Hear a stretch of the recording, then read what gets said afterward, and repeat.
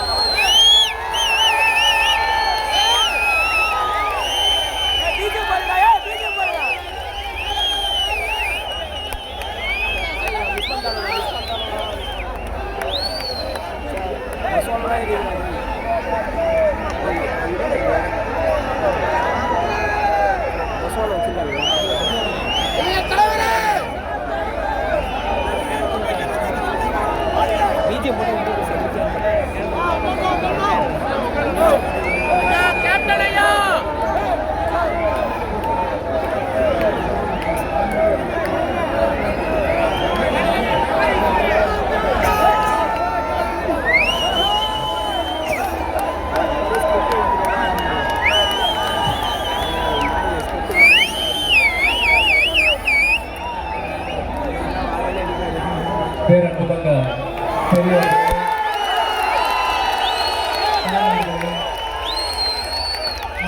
சகோதர சகோதரிகளே, இளைஞர்களே, பொதுமக்களே மற்றும் என் உயிரின் மேலான அன்பு தமிழ் நெஞ்சங்களே, அனைவருக்கும் என் முதல்கண் வணக்கத்தை தெரிவித்துக் கொள்கிறேன். இந்த சொல்லும் சொந்தக்காரோட சொல் இனி என் மூலம் தமிழ்நாடு தொடர்ந்துட்டே இருக்கும். பெருமையாக சந்தோஷப்படுறேன்.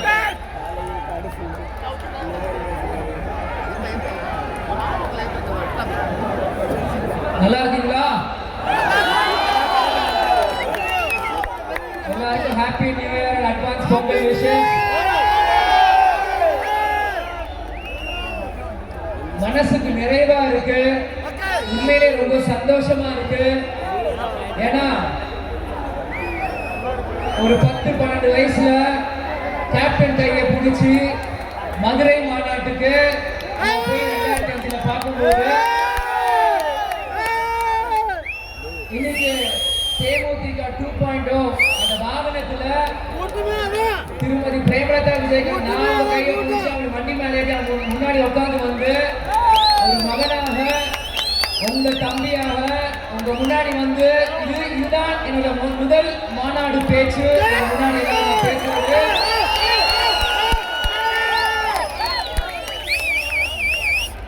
அதுவும் கடலூர் மாவட்டம் கேப்டனுக்கு ரொம்ப பிடிச்ச மாவட்டம்.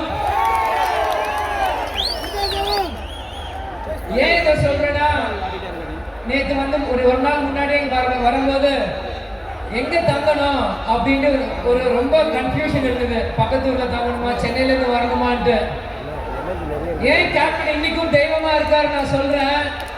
அது என்னவோ தெரியல, திருமதி பிரேமலதா விஜயகாந்த் விருதாச்சலத்துல தான் நான் தங்குவேன், விருதாச்சலத்துல தான் இந்த மாநாட்டை ஆரம்பிக்கணும் அப்படின்னு சொன்னாங்க. அதே மாதிரி விருதாச்சலம் தொகுதியில இருந்துதான் இன்னைக்கு நம்ம வாகனம் புறப்பட்டு இன்னைக்கு இந்த மாநாடு மைதானத்துக்கு வந்து மக்களாக உங்களை இன்னைக்கு நான் சந்திக்கிறதுல உண்மையிலே நான் சந்தோஷப்படுறேன். இதுல இருந்து என்ன தெரியுது, கேப்டன் எங்கேயும் போல இங்கதான்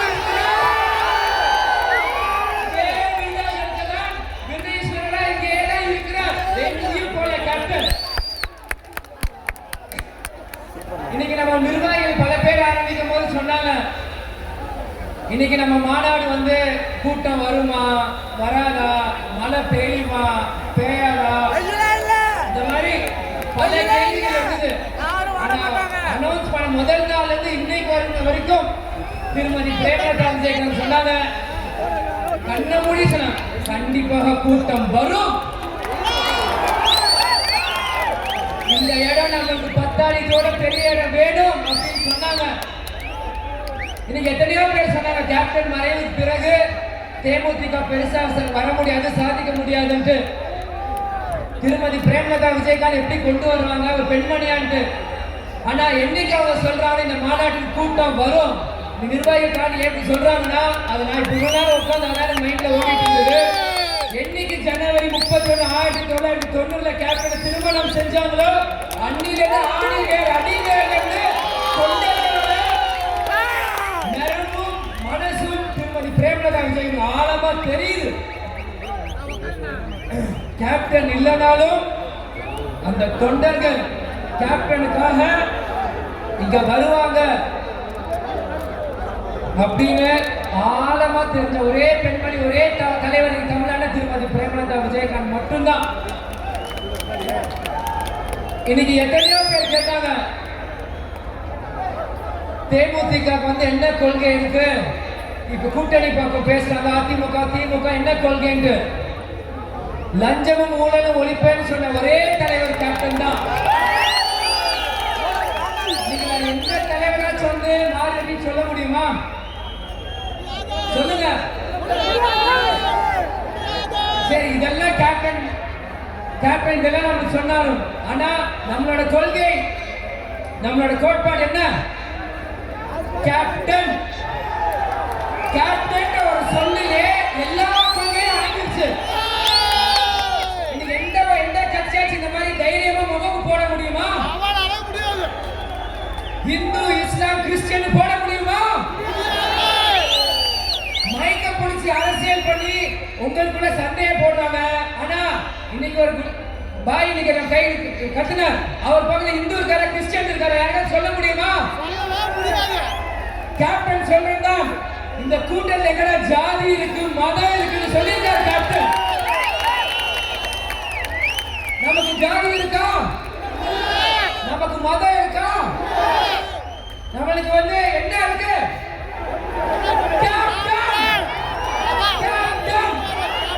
கேப்டன் ஒரு சொல். அந்த கேப்டன் ஒரு சொல்லுக்காக தான் இத்தனை பேர் நிக்கிறீங்க. அதுதான் உண்மை. அதே மாதிரி இன்னைக்கு வந்து எத்தனையோ ஊடகங்கள் வந்து தேமுதிக வந்து இத்தனை % ஓட்டு தான், தேமுதிக அத்தனை % ஓட்டு தான். வெறும் ஒரு 2 சோஃபால 4 ரூம்ல உட்காந்துட்டு ஏதோ கடவுள் பிள்ளைங்க மாதிரி வேலை குடிச்சிட்டு வந்த மாதிரி இன்னைக்கு ஏதோ பேசுறீங்க. இன்னைக்கு எல்லா நியூஸ் சேனல்ல இருந்து கோட்டு சூட் மாட்டிட்டு கண்ணாடி போட்டிட்டு காபி குடிச்சிட்டு பேசுறவங்க நான் கேட்கிறேன், வலி நடுக்க நான் பார்த்துட்டு வந்தேன். வலி நடுக்க ஒவ்வொரு மாட்டுக்கிலையும் ஒவ்வொரு வாகனத்தையும் நிப்பாட்டி எங்க தொண்டர்கள் அவங்களே சாப்பாடை கட்டிட்டு வந்து சாப்பிட்டு அவங்களே இது கட்சியில இது எங்க குடும்பம். இது எல்லாரும் கட்சிக்கோ அரசியலுக்கோ வரல. இவங்க குடும்ப தலைவர் இந்த குடும்ப தலைவி தேடியும் நேரமும் சொல்லிட்டாங்க. வேட்டிய மடிச்சு கட்டிட்டு நீங்க வந்து இறங்கிருக்காங்க. இன்னைக்கு வெள்ளிக்கிழமை எத்தனையோ பேருக்கு தொழில் இருக்கும், இருந்தாலும் எல்லா தொழிலையும் தூக்கி போட்டு நீங்க வந்திருக்காங்கன்னா மக்கள் உரிமை மீட்பு மாநாடு தன் மக்கள் உரிமையை மீட்டெடுக்க 2 லட்சம் தொண்டர்கள் தமிழ்நாட்டுக்காக படையெடுத்து வந்திருக்காங்க. தமிழ்நாட்டு மக்களுக்கு புரியணும் தேமுதிக தேசிய முற்போக்கு திராவிட கழகம்னா என்னன்னு. இன்னைக்கு கேப்டன் எதுக்காக இந்த கட்சி ஆரம்பிச்சா அவரே சொல்லியிருக்கார், நான் இந்த உலகத்துல எல்லாமே பார்த்துட்டேன், ஃபாரின் போயிருக்கேன், ஃபிளைட்ல போயிருக்கேன், ஏசியில வாழ்ந்துருக்கேன், சுகபோகமா நான் வாழ்ந்துருக்கேன். எதுக்கு கேப்டன் கட்சி ஆரம்பிச்சா? இந்த மக்களை தங்க தட்டுல வச்சு தாளாடணும் சொல்லிட்டு ஒரே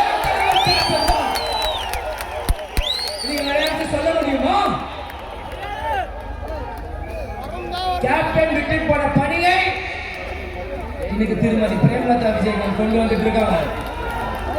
அவங்களுக்கு ஆதரவாக அவரோட மகனை தாண்டி தேமுதிக தொண்டன் என்ற கடமை பொறுப்பு எனக்கு இருக்கு. அந்த பொறுப்புதான் எனக்கு தான் இந்த லட்சக்கணக்கான மக்களுக்கு. இன்னைக்கு வந்து அரசியல் வந்துட்டா சம்பாதிக்கிறது எவ்வளவோ சொல்றான். ஒவ்வொரு தேர்தலுமே தேமுதிக பேரம் பேசுது. என்ன பேரம் பேசுச்சு? Open challenge. நான் முன்னாடி இப்பயே சொல்றேன், இக்காலத்தில் தேமுதிக தொண்டர்கள் இன்னைக்கும் நான் சொல்றேன். ஏன்னா இன்னைக்கு தமிழ்நாட்டில இருந்து டெல்லி வரைக்கும் எல்லாரும் நியூஸ் சேனலை பார்த்துட்டு இருக்காங்க. எல்லாருக்குமே தெரியும் என்ன பேரம் பேசு. Open challenge. 2005 முன்னாடி கேப்டனுக்கு என்ன சொத்து இருந்தது, இன்னைக்கு கேப்டன் குடும்பத்துக்கு என்ன சொத்து இருக்கு? ஓபன் சேலஞ்ச் பண்றேன். தயாரா? கண்ட ஈரப்பையில வேற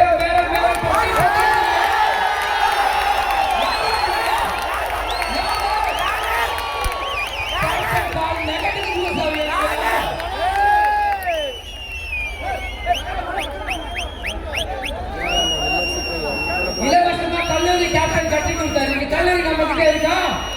கேப்டன் டிவி கேப்டன் டிவி நம்ம கிட்ட இருக்கா? 2012 சண்முக படம் நடிக்க வந்தா 12 வருஷமா 4 படம். ரெட் சைடு மாதிரி நம்மகிட்ட ப்ரொடக்ஷன் கம்பெனி இருக்கா? என்ன இருக்கு? நீங்க இருக்கீங்க. நீங்க இருக்கீங்க. வேற எதுக்கும் பயல. கேப்டன் மோகன் என்கிட்ட இருக்கு. இதுதான் பயம். வேறனா 2016 இருந்து 2025 வரைக்கும் ஒரே ஒரு போன் என்டர் தான், ஒரே ஒரு இனோவா தான். Open challenge. இன்னைக்கு எத்தனையோ வீடு வச்சிருக்காங்க. கேப்டன் கஷ்டப்பட்டு வீடு கட்டி அந்த வீட்டுக்குள்ள குடியேற வரைக்கும் போக முடிஞ்சுதா? அதே சாலைக்கிராம் 54 கண்ணமால் தெரு தான் இன்னைக்கும் நாங்க இருக்கிறோம். இதுக்காக நாங்க ஒரு துளியாச்சு கஷ்டப்பட்டிருக்கோமா? சரி, நம்ம விட்டதெல்லாம் போயிடுச்சுன்னு கேப்டனோட ரத்தம் இன்னும் இந்த விஜய்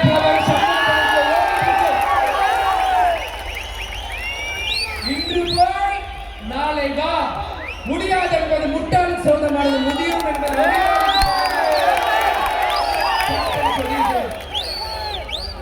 இதுக்கெல்லாம் பயந்தா அரசியல் பண்ண முடியாது.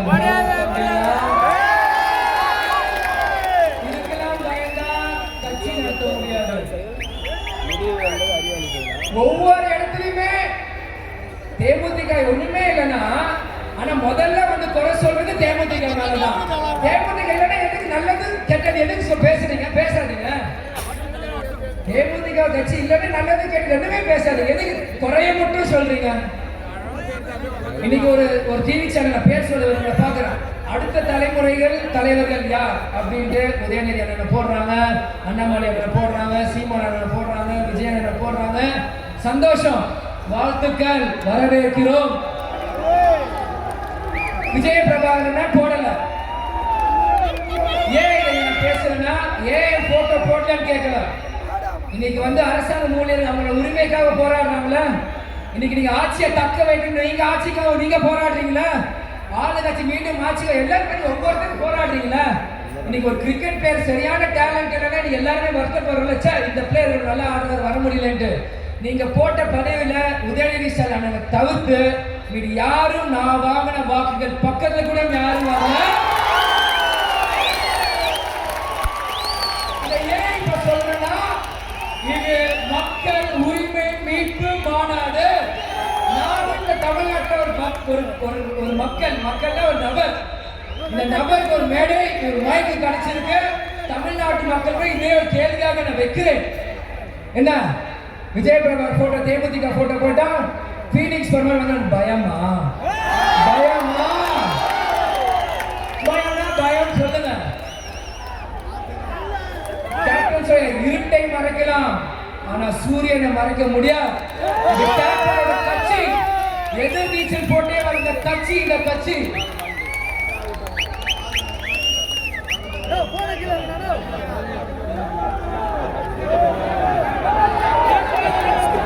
அதே மாதிரி நிர்வாகிகள் எல்லாருமே வந்து குரு பூஜையை பத்தி பேசிட்டே இருந்தாங்க. யாரோ பேசணும், அதை நான் யாரும் கூட பார்க்கல. எதுக்கு நம்ம கண்ட இவனையெல்லாம் நம்ம பதில் சொல்லிட்டு குரு மாதா பிதா குரு, எனக்கு பிதா, உங்களுக்கு கேப்டன், குரு பிதா மாதா. அதுதானே குரு பூஜை. குரு பூஜைனா இருள் நீக்குதல் அப்படின்னு ஒரு பேர் இருக்கு. இருள் நீக்குதல்னா இருட்டை மறைச்சி ஒரு ஒளியை ஏற்றணும், ஒரு பிரைட்னஸ் வரணும். அதுதான் நம்ம கட்சி கொடியிலையும் இருக்கு, கருப்பசுக்கு ஒரு ஜோதி இருக்கு.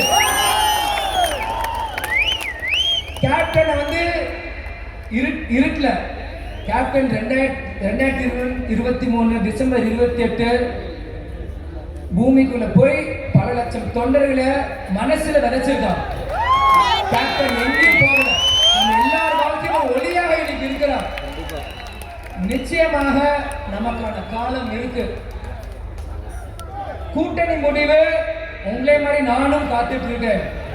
அம்மா பையன் வேறு, அது வேறு. ஆனா கட்சி என்பது வேறு. இளைஞர் செயலர் தொண்டர் உங்களே மாதிரி நானும் காத்துட்டு இருக்கிறேன். கூட்டணி எதுவாக இருந்தாலும் நம்ம ஒன்றுபட்டு செயல்படணும். ஏன்னா நம்ம கூட இந்த துரோகத்தை பார்த்துட்டோம். இனி கூட இருக்க விசுவாசத்தை நம்ம எல்லாரும் பார்ப்போம். நம்ம கூட இருக்க விசுவாசத்தை எல்லாருமே பார்ப்போம்.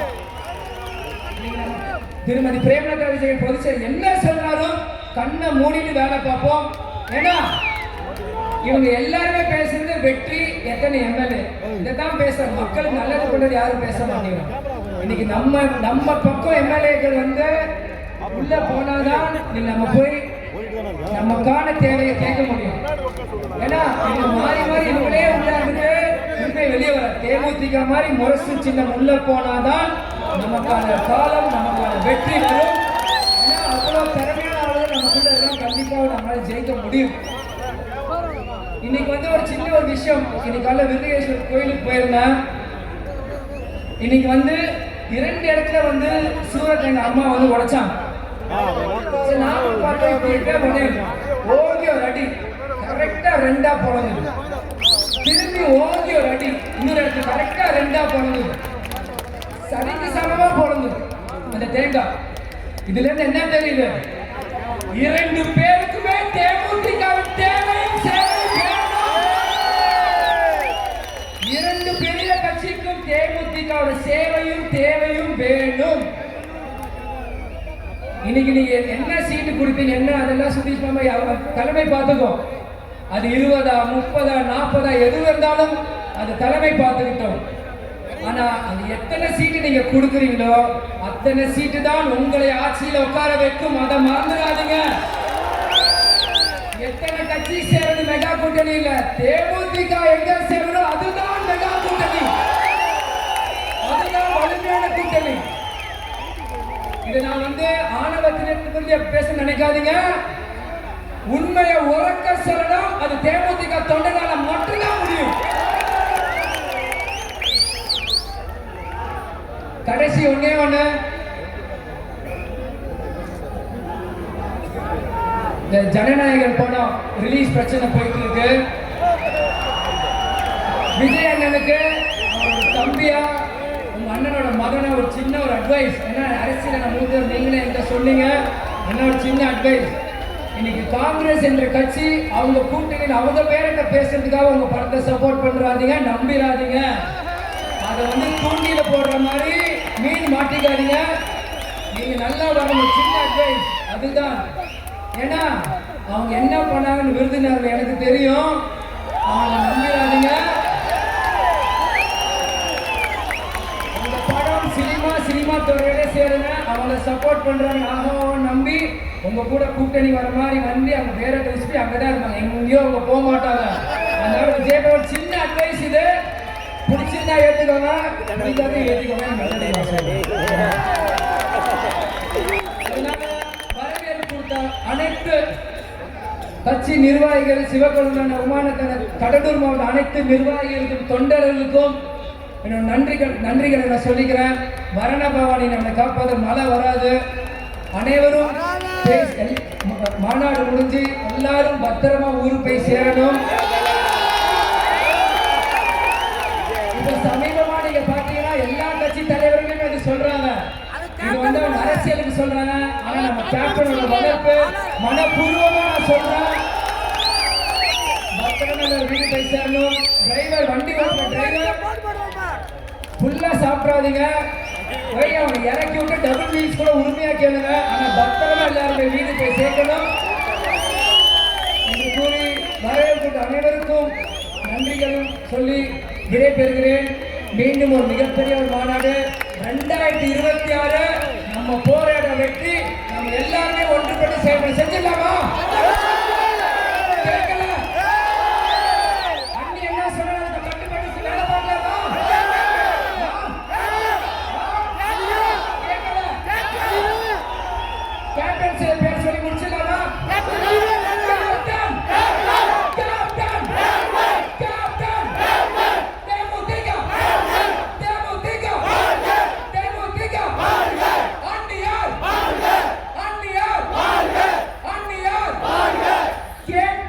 உரிமை கொடுப்பது உங்க